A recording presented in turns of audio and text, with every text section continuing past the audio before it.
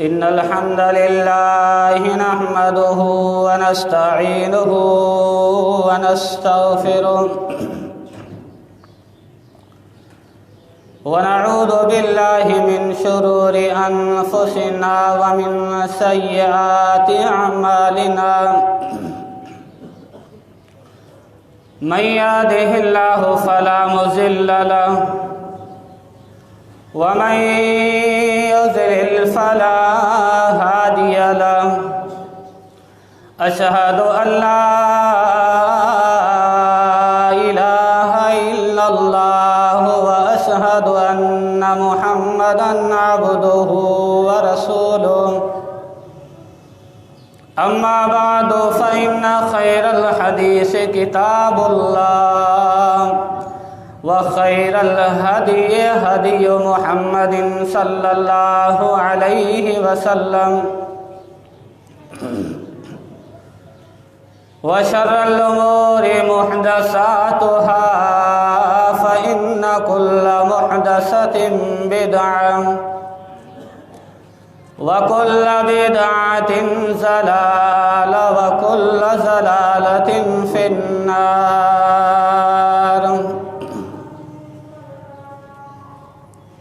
أما بعد فقد قال الله سبحانه وتعالى في القرآن المجيد والفرقان الحميد يا أيها الذين آمنوا اتقوا الله حق تقاته ولا تموتن إلا وأنتم مسلمون يا أيها الناس اتقوا ربكم الذي خلقكم من نفس واحدة وخلق منها زوجها وبث منهما رجالا كثيرا ونساء واتقوا الله الذي تساءلون به والأرحام إن الله كان عليكم رقيبا يا أيها الذين آمنوا اتقوا الله وقولوا قولا سديدا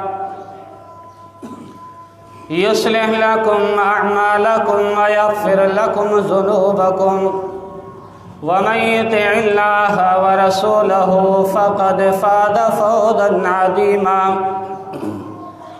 اللهم صل على محمد وعلى آل محمد كما صليت على إبراهيم وعلى آل إبراهيم إنك حميد مجيد اللهم بارك على محمد وعلى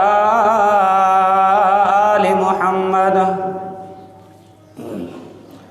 كما باركت على إبراهيم وعلى آل إبراهيم إنك حميد مجيد قال الله سبحانه وتعالى في مقام آخر إنما المؤمنون الذين إذا ذكر الله وجلت قلوبهم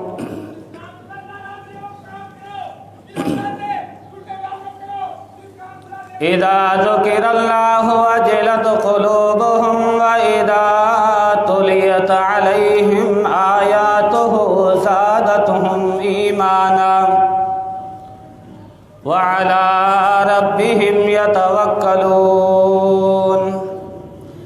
الذين يقيمون الصلاة ومما رزقناهم ينفقون أولئك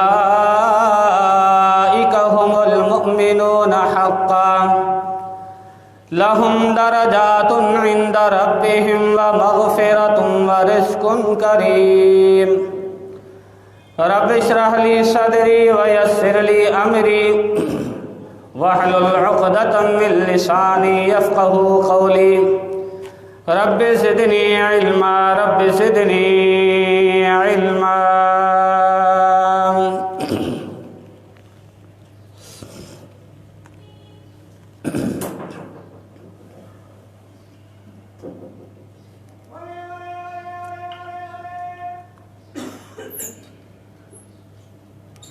جو ساتھی خطبے کے بعد آتے ہیں وہ پہلے 2 رکعت پڑھیں پھر بیٹھا کریں. 2 رکعت ضروری ہیں اور اس کے بعد بیٹھا کریں. جنہوں نے نہیں پڑھی 2 رکعت وہ ساتھی 2 رکعت پڑھ لیں بھلے خطبہ چل رہا ہو. دین اسلام کے اہم اور عظیم رکن نماز پر آج کا یہ 4تھا جمعہ ہے.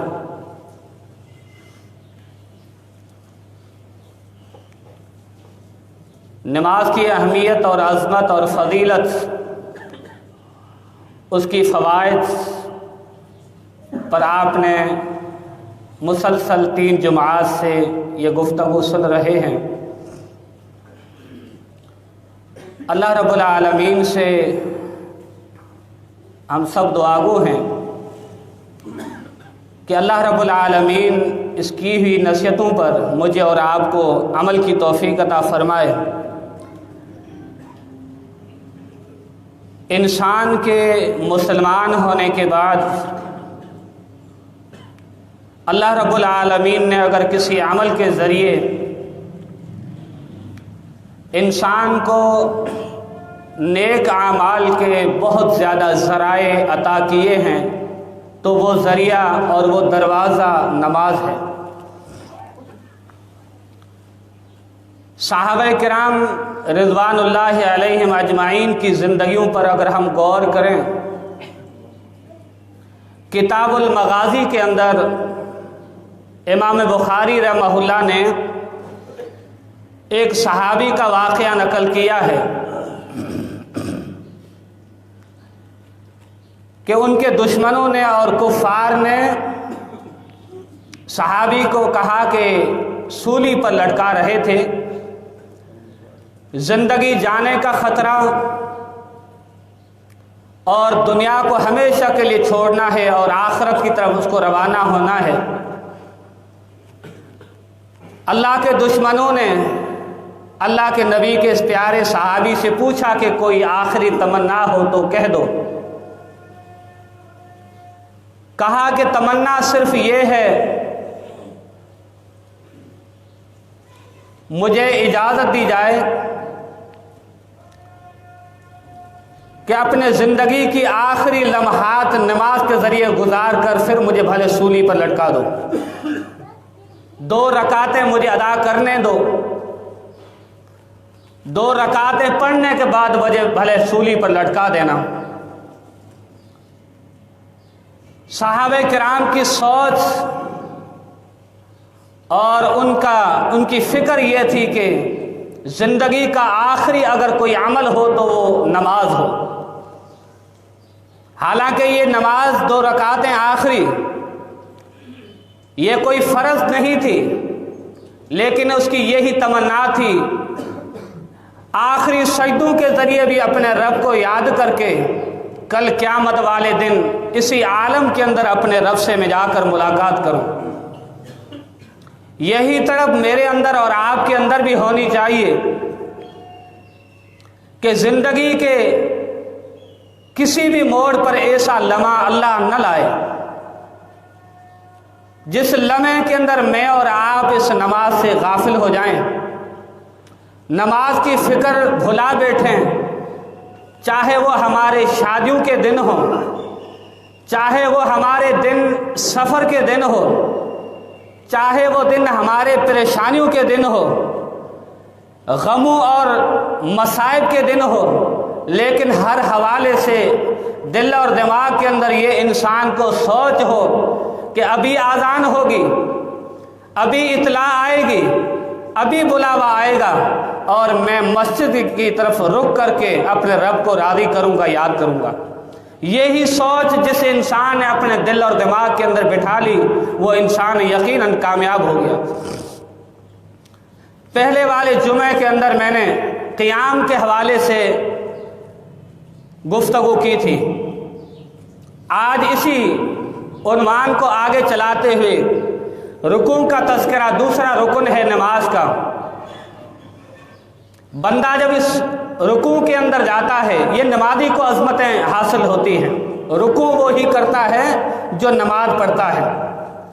جو بازاروں میں اور گھروں کے اندر بیٹھا ہوا شخص غفلت کی زندگی بسر کرنے والا اس عظمت سے محروم ہے، ان نیکیوں سے محروم ہے اور اس اللہ کے سامنے جھکنے سے محروم ہے۔ اللہ نے اسے توفیق ہی نہیں دی۔ بندہ جب رکوع کرتا ہے قیام کے بعد تو مختلف قسم کی تسبیحات پڑھتا ہے، اللہ کی بڑائی بیان کرتا ہے، اللہ کی تقدیس بیان کرتا ہے اور اپنے گناہوں کی معافی اس رکوع کے اندر انسان جھک کر اپنے رب سے مانگتا ہے۔ کتنا بڑا عظیم یہ رکن ہے رکوع، جس کے اندر بندہ اپنے رب کے سامنے عاجزانہ انداز کے اندر اپنے دل کے اندر اپنے رب کا خوف رکھ کر یہ انسان اپنے آپ کو جھکا دیتا ہے۔ اور یہی شخص رکوع سے جب کھڑا ہوتا ہے اختصار کے ساتھ، وگرنہ ایک ہی رکوع پر جمع ہو سکتا ہے، جب یہی شخص رکوع سے جب کھڑا ہوتا ہے، اللہ کے نبی صلی اللہ علیہ وسلم فرماتے ہیں، صحیح بخاری کی حدیث ہے، سیدنا رفاع بن رافع الزرقی رضی اللہ تعالیٰ عنہ بیان کرتے ہیں، کنا یوما نصلی وراء النبی صلی اللہ علیہ وسلم، ایک مرتبہ ہم اللہ کے نبی کی اقتداء کے اندر نماز پڑھ رہے تھے۔ نبی صلی اللہ علیہ وسلم جب رکوع سے کھڑے ہوئے، فرما رفع راسہ من الرکع، آپ صلی اللہ علیہ وسلم جب رکوع سے کھڑے ہوئے آپ نے فرمایا کہ سمع اللہ لمن حمدہ، پیچھے سے ایک صحابی نے قال رجل وراہ ربنا ولک الحمد حمدا کثیرا طیبا مبارکا فیہ، ایک صحابی پیچھے جماعت کے اندر کھڑا تھا، اس نے یہ الفاظ کہہ دیے کہ ربنا ولک الحمد حمدا کثیرا طیبا مبارکا فیہ۔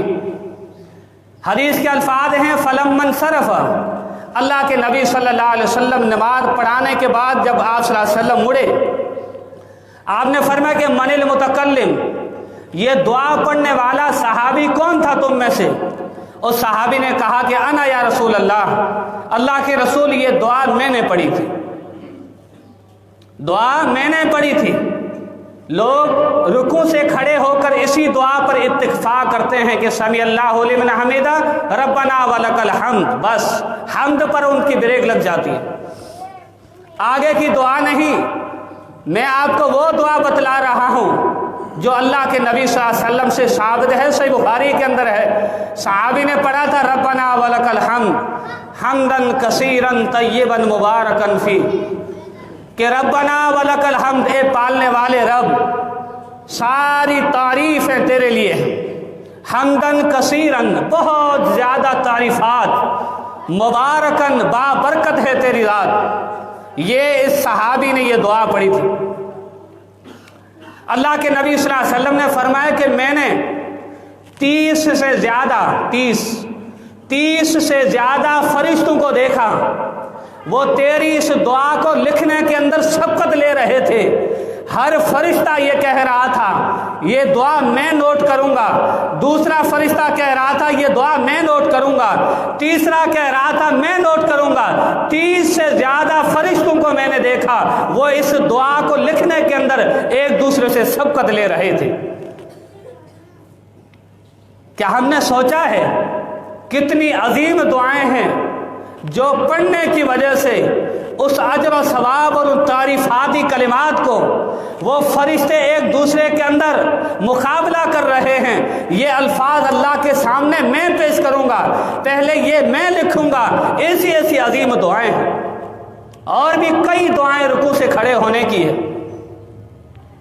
ربنا ولک الحمد، بندہ کہتا ہے اللہ پالنے والے رب ساری تعریفات تیرے لیے ہیں۔ ملء السماوات، اللہ اتنی تعریف ہیں جتنے 7 آسمان ہیں ان کے سارے کھلا بھر دیے جائیں، اتنی تعریفیں تیرے لیے۔ وملء الارض، اور جتنی اللہ تو نے انسانیت کے لیے زمینیں بچھا دی ہیں ان ساری زمینوں کے برابر جو ہے، ان کے ذرات کے برابر تیری تعریفات ہیں، تیری बड़ाई में बयान करता हूँ। फरमाया कि वह मिला मा बैनहुमा मिन शियता, फरमाया कि अल्लाह रब्बुल आलमीन में तेरा बंदा जो है रुकू से खड़े होकर ये भी दुआ करता हूँ, अल्लाह जो इन खलाओं के अंदर जितना फासला है सारे फासले तेरी तारीफ से भर जाए। तो इन तारीफात का लायक है। ये बंदा रुकू से खड़े होकर, क़ियाम से खड़े होकर ये दुआएं करता है। कितनी अज़मत उस इंसान को हासिल है जो नमाज पढ़ता है। बेनमाजी को ये हासिल नहीं है।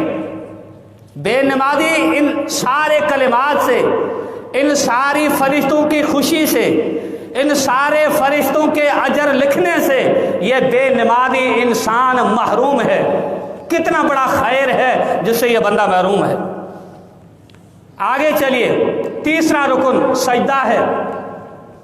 सजदा इंसान करता है और ये सजदा भी नमाज का एक आला और अजीम रुकन है। सजदा, इसकी अजमत का अंदाज़ा आप इस बात से भी लगा सकते हैं, हज़रत इंसान सैयदना आदम अलैहिस्सलाम पहले इंसान है। अल्लाह रब्बुल आलमीन ने तमाम फरिश्तों को हुक्म दिया कि आदम को सजदा करना है। ये ताज़ीमी इज़्ज़त के लिए सजदा पहली कौमों के अंदर जायज़ था। पहली कौमों के अंदर इज़्ज़त वाला सजदा किसी नबी के लिए जायज़ था, यानी नबी को सजदा किया जा सकता है। उम्मत मोहम्मदिया में यह भी सजदा हराम है। अगर कोई शख्स किसी कब्र को, किसी मज़ार को सजदा करता है, झुकता है, तो उस शिर्क के ज़ुमरे के अंदर आता है। ये हराम है झुकना और सजदा करना शरीयत मोहम्मदिया के अंदर। आदम अलैहिस्सलाम को के हवाले से फरिश्तों को अल्लाह ने हुक्म दिया कि इस आदम को तुम्हें सजदा करना है।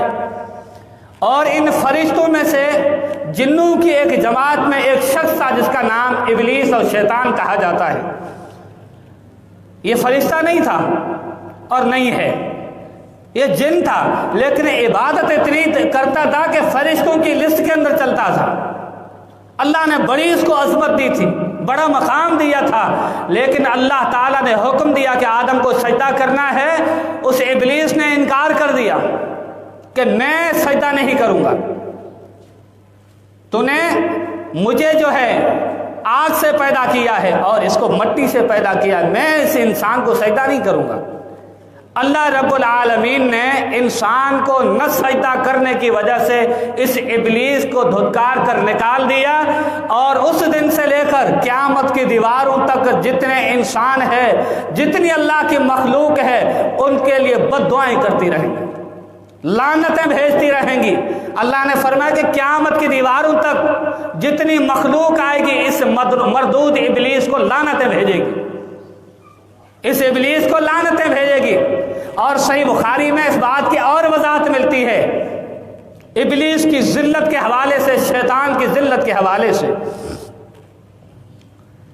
सही बुखारी के अंदर हदीस है, अल्लाह के नबी सल्लल्लाहु अलैहि वसल्लम ने फरमाया कि जब ये बंदा इंसान कुरान मजीद की सूरत पढ़ता है, उसके अंदर सजदा तिलावत आती है, जब वो सजदा करता है कुरानी सजदा, सजदे के अंदर बंदा गिर जाता है, अल्लाह के नबी ने फरमाया कि ये शैतान जो है वो हाय अफसोस करता है, परेशान होता है। और शैतान क्या कहता है कि ओ मेरा इब्न आदम बिस्सुजूद फसजद फलहुल जन्ना, कि इब्न आदम को अल्लाह ने सजदे का हुक्म दिया और इस इंसान ने सजदा किया। इस सजदे की वजह से अल्लाह इब्न आदम को, इंसान को जन्नत के अंदर दाखिल करेगा। और अल्लाह ताला ने मुझे हुक्म दिया था कि आदम को सजदा करो, फ़अबैतु फ़लियन नार, मैंने इनकार किया था सजदा करने से, इस वजह से मैं जहन्नम के अंदर जाऊंगा। परेशान होता है, हाय अफसोस करता है, हलाकत अपनी याद करता है, अपनी तबाही और बर्बादी याद करता है जब मैं और आप सजदा करते हैं। अपने दुश्मन को परेशान करना है तो कसरत के साथ सजदे करने होंगे। जितना इंसान सजदे करता है इतना शैतान परेशान होता है, रोता है। और इंसान का सबसे खतरनाक दुश्मन ये शैतान है। جو انسان کے ہر معاملے میں ہر موڑ پر پیچھے لگا ہوتا ہے، اگر آپ کو اس کو ذلیل کرنا ہے تو آپ کو سجدے کو لازم پکڑنا ہوگا۔ جتنا زیادہ سجدے ہوں گے اتنی اس کی ذلت ہوگی اور اتنے آپ اللہ کے قریب ہوں گے۔ اللہ رب العالمین کا فرمان ہے وَاسْجُدْ وَاقْتَرِب۔ سورہ علق قرآن مجید کی یہ پہلی سورت نبی صلی اللہ علیہ وسلم پر نازل ہونے والی ہے۔ سورہ علق آخری سپارے میں اس کے آخری الفاظ ہیں وَاسْجُدْ وَاقْتَرِب۔ اللہ کے رسول صلی اللہ علیہ وسلم آپ اللہ کو سجدہ کریں، وَاسْجُدْ وَاقْتَرِب، اور اللہ کے قریب ہو جائیں۔ اللہ کی نزدیکی، اللہ کی رضا ان سجدوں کے اندر اللہ نے رکھی ہے۔ جب بندہ سجدہ کرے گا تو اللہ کے قریب ہو جائے گا۔ دنیا کے اندر اگر کوئی آپ کا اور میرا لیڈر ہو، ہمارا بڑا ہو، تو اس کو قریب کرنے کے لیے کچھ قربانیاں ہمیں دینی پڑتی ہے۔ ایک انسان کا وڈیرا ہے، بڑا ہے، اس کا تقرب حاصل کرنے کے لیے، اس کی رضا لینے کے لیے، اس سے کچھ عہدہ لینے کے لیے اور کچھ اس کے اندر لالچ لینے کے لیے بندہ اس کے لیے بہت کچھ کرتا ہے۔ اس کے تقرب کے لیے سائیں نے مجھے یہ کہا ہے تو مجھے کرنا پڑے گا، اور جب آپ اس کو راضی کرنے کے لیے کچھ کریں گے، غلط کام کریں گے، تو اس کے قریبی بھی ہو جائیں گے اور آپ کو کوئی عہدہ بھی مل جائے گا، سائیں بھی راضی ہو جائیں گے۔ دنیا کے حضرات، دنیا کی یہ جاور اور وڈیرے، یہ ہمیں غلط کام کروا کر ہمیں اپنے قریب کرتے ہیں۔ وہ مہربان رب اللہ رب العالمین ہمیں سجدے کروا کر، اچھے کام کروا کر اپنے قریب کرتا ہے، جو ہمیں روزی بھی دیتا ہے۔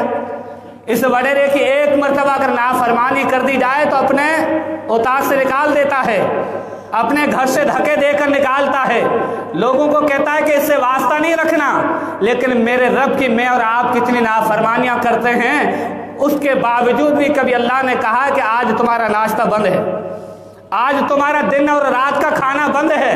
اللہ کے کتنے احسان ہے، فری کے اندر ہوا بھی دیتا ہے، فری میں پانی بھی دیتا ہے، جو ضرورت زندگی ہے وہ اللہ نے فری کے اندر مہیا کر دی ہے۔ اور میں اور آپ، ہماری دل کے اندر اس رب کے لیے کتنی قدر ہے، ہر انسان بخوبی سوچ سکتا ہے، سمجھ سکتا ہے۔ بڑے دانا ہیں ہم، بڑے عقل مند ہیں، اتنے اربوں اور کروڑوں کے کاروبار چلا رہے ہیں، اتنا شعور تو ہر انسان کو ہے کہ اللہ کی قدر اور میرے اور آپ کے دل کے اندر کتنی ہے، اور اللہ کو ہم کتنے سجدے کرتے ہیں۔ اور اس سجدے کی عظمت آپ نے سن لی۔ اور یہ پیشانی کوئی عام چیز نہیں ہے۔ آپ کے جسم پر مٹی لگ جائے، آپ کے کپڑوں پر لگ جائے، ہاتھوں پر لگ جائے، تو اس لگی ہوئی نشان اور مٹی کو آپ برداشت کریں گے، کوئی پرواہ نہیں ہے، آپ برداشت کریں گے۔ لیکن آپ کی پیشانی پر، آپ کے چہرے پر جیسے کوئی نشان پڑ گیا، مٹی لگ گئی، فوراً آپ صاف کریں گے۔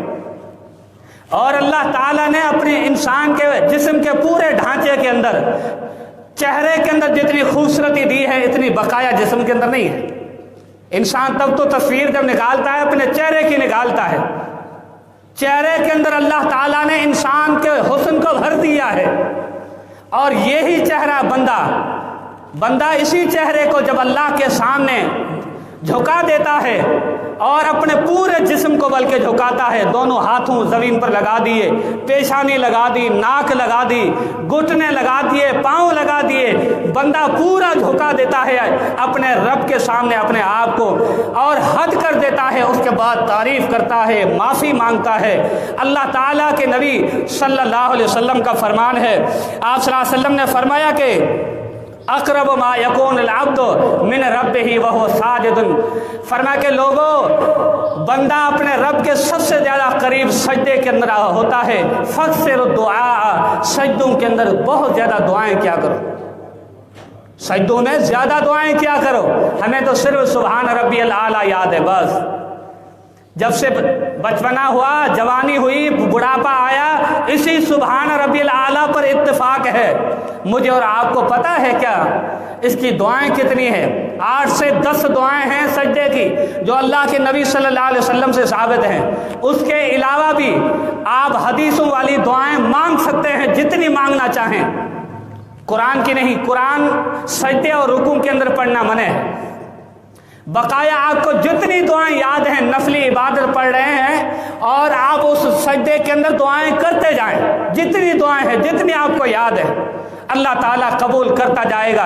क्योंकि बंदा हद कर देता है इस आजिज़ाना अंदाज के अंदर, अपने आप को पूरा झुका देता है सजदे के अंदर, और सजदे में अपने रब के बहुत ज़्यादा करीब होता है। अल्लाह की रज़ा हम चाहते हैं, अल्लाह का कुर्ब चाहते हैं, तो मेरे भाइयों इसके ज़रिए, सजदे के ज़रिए अपने रब को याद कीजिए। इसके अंदर अल्लाह ने बहुत बड़ा खैर रखा है। सही बुखारी के अंदर वो वाक़या सहाबी का मशहूर है, सैयदना काब बिन मालिक असलमी रबिया बिन काब असलमी रज़ी अल्लाह ताला अन्हु अल्लाह के नबी सल्लल्लाहु अलैहि वसल्लम के खादिम हैं, खिदमत करने वाले हैं, नबी सल्लल्लाहु अलैहि वसल्लम को मिसवाक देने वाले, आप सल्लल्लाहु अलैहि वसल्लम के क़ज़ाए हाजत का पानी साथ लेकर जाने वाले, नबी सल्लल्लाहु अलैहि वसल्लम की चौकीदारी करने वाले, अल्लाह के नबी सल्लल्लाहु अलैहि वसल्लम को वुज़ू का पानी देने वाले, यानी हद दर्जा खिदमत करने वाले सहाबी थे। एक मरतबा अल्लाह के नबी सल्लल्लाहु अलैहि वसल्लम बड़े खुश हुए उस सहाबी की खिदमत की वजह से। आपने फरमाया कि आज रबिया जो बोलोगे वो पूरा किया जाएगा, जो दिल के अंदर तमन्ना है, आरज़ू है, जो सवाल है, जो करोगे वो पूरा किया जाएगा। कुर्बान जाऊं, अगर मेरे और आप जैसा कोई होता तो बड़े के सामने यही कहता कि दुनिया चाहिए, इतना माल चाहिए ताकि दुनिया में सुकून की ज़िंदगी बसर कर सकूं। लेकिन रबिया ने क्या कहा था, अस्सालो का मुराफतक फिल जन्ना। इमाम कायनात मोहम्मद रसूलुल्लाह सल्लल्लाहु अलैहि वसल्लम, दुनिया की ज़िंदगी में आपकी ग़ुलामी और नौकरी मुझे बड़ी पसंद, मैंने पूरी ज़िंदगी आपकी खिदमत के अंदर खपा दी और आपके लिए मेरी दिल और जान कुर्बान है, पूरी ज़िंदगी मैंने खपा दी। अल्लाह के नबी, मैं बार बार सोचता हूँ कि आखिरत में क्या होगा जब मैं अकेला हूँगा, जब अकेला हूँगा। अस्सअलु का मुराफतक फिल जन्ना, अल्लाह के नबी आपकी रिफ़ाकत जन्नत के अंदर भी चाहता हूँ।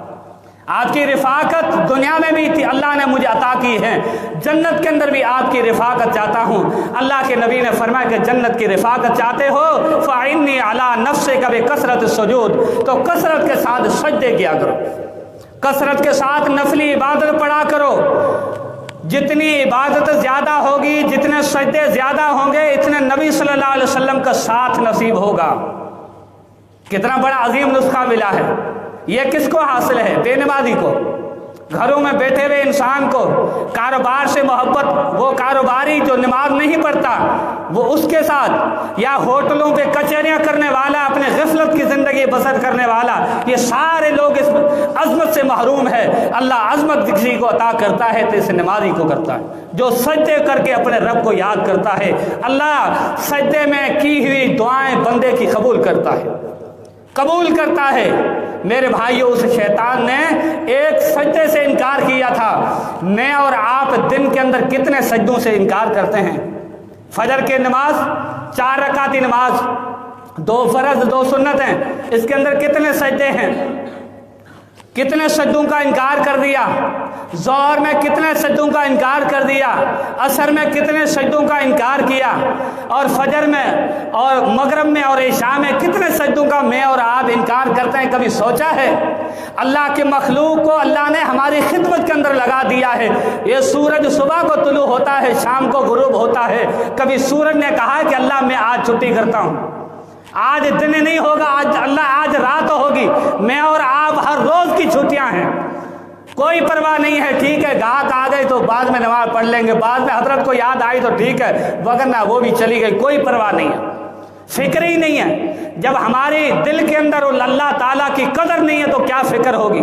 फिक्र रखिए, फिक्र होगी तो अल्लाह भी हमारी फिक्र रखेंगे, अल्लाह भी हमारी फिक्र रखेंगे, अल्लाह हमें जन्नत के अंदर दाखिल करेंगे, अल्लाह की रज़ा हासिल होगी। तो मेरे भाइयों, इस नमाज से मजबूती से अपना अहद कीजिए, अपने घरों को आबाद करें, अपने बच्चों की तरबियत करें नमाज के हवाले से।